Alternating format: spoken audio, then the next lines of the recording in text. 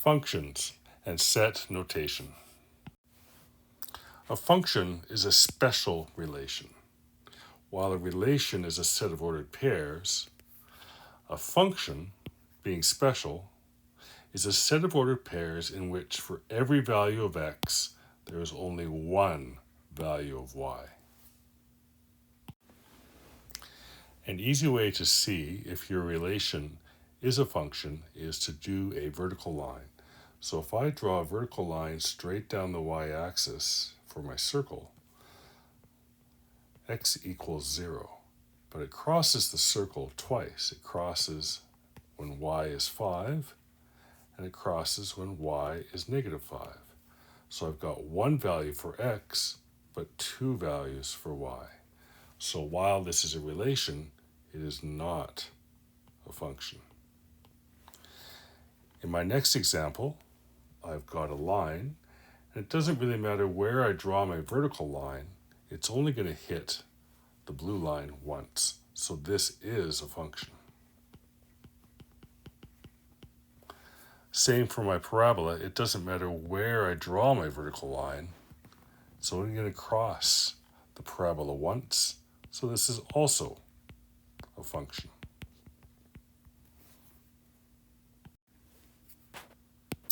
Set notation. Set notation is a way to describe the domain and the range. A set uses the curly brackets. And the next thing you're going to see is the type of number. In this case, your domain, or x, belongs to the set of integers, and your range, or y, also belongs to the set of integers. The vertical line is a way to say such that. So far we have x belongs to the set of integers such that, and the next thing is the conditions. So x in this case contains those 5 integers, and y in this case contains these integers. A set can belong to a variety of different parts of the number system. So you've got natural, whole, integers, and real. The next slide is going to describe the number system in a little bit more detail from a high school perspective. The number system, as is commonly used in most high school situations. So we have real numbers and imaginary numbers are the two big groups. Within the real number system, we have natural numbers, which are counting numbers starting at 1. If you're talking about whole numbers, you start at 0. Integers include all those counting numbers, but both positive and negative. When you get to rational numbers, we're talking about fractions, like 1/12 or 1/3, or a repeating decimal. Anything where you absolutely know what's coming next. Okay, so if it's repeating or you know what the next number is, it is rational. Irrational numbers, the most famous one I suppose would be pi, or the square root of 2. And all of these things now comprise the real number system.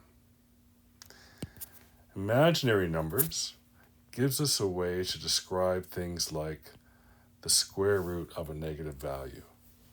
And this would ultimately become I.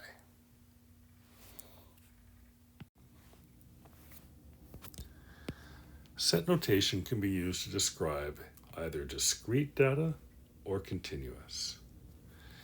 If the data is continuous, you're going to use the entire real number system.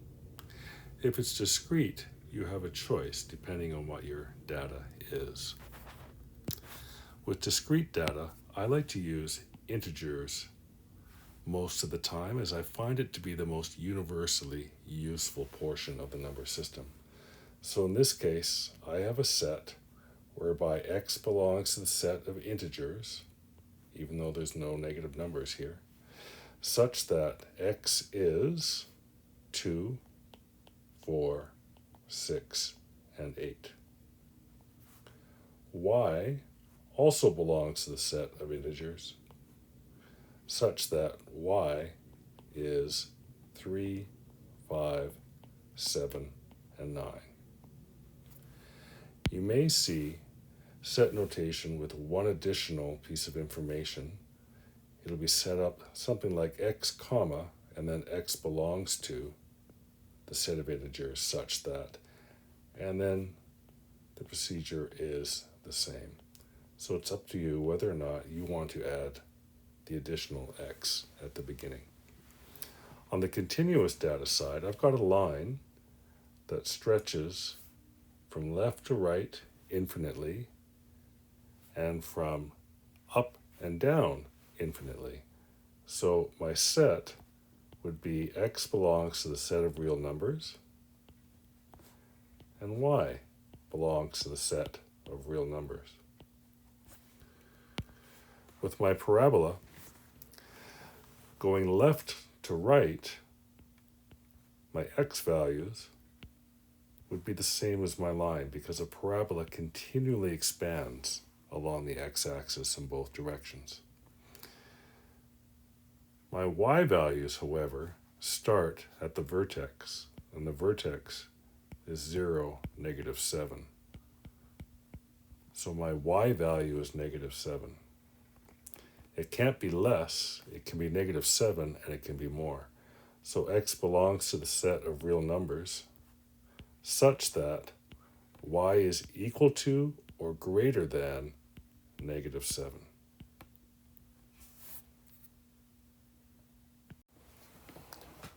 I have 3 examples of discrete data. We're going to decide whether it is a function, yes or no, and then write each set of data in set notation, describing domain, which is x, and our range, which is y. In the first example, each value of x only has one value of y, so it is a function. In the second, you can see that you have 2 coordinates vertically aligned, which means that for the value of 6, you have 2 values of y, 2 and 4. It is not a function. And the third example, just like the first, for every value of x, there is only one value of y. Set notation. X belongs to the set of integers such that x equals 2, 4, 6, and 8. Y also belongs to the set of integers such that y equals 3, 5, 7, and 9. That's exactly the same example as I used in the previous slide.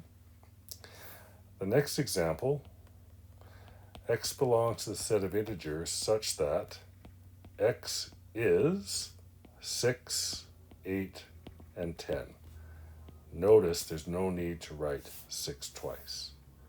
Y belongs to the set of integers such that y is 2, 4, 6, and 8.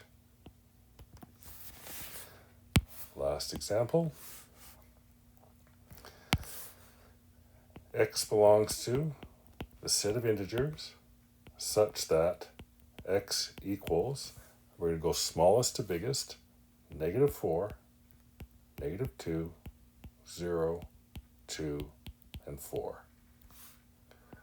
Y also belongs to the set of integers such that y equals 0, 4, and 8.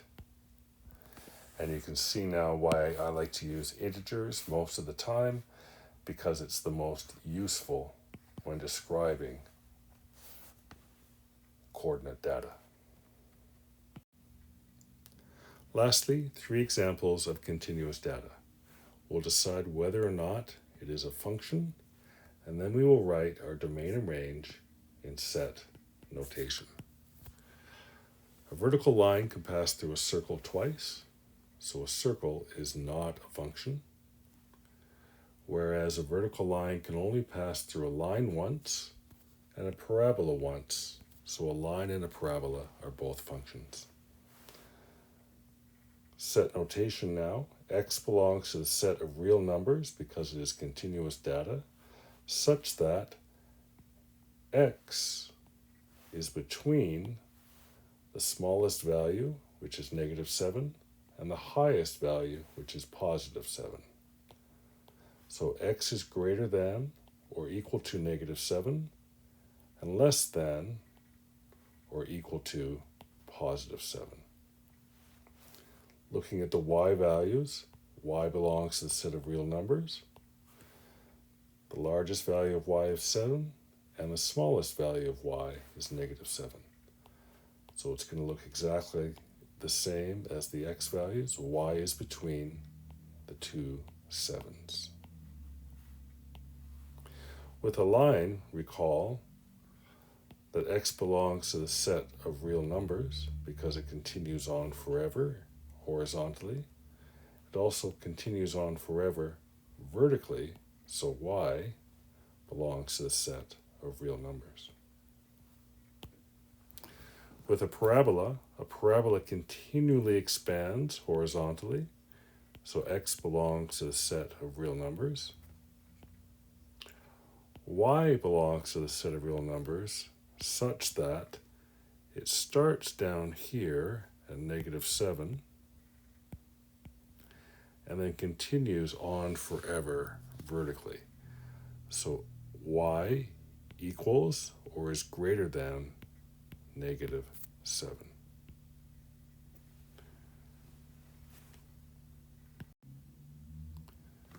Hope that was useful, and thanks for listening.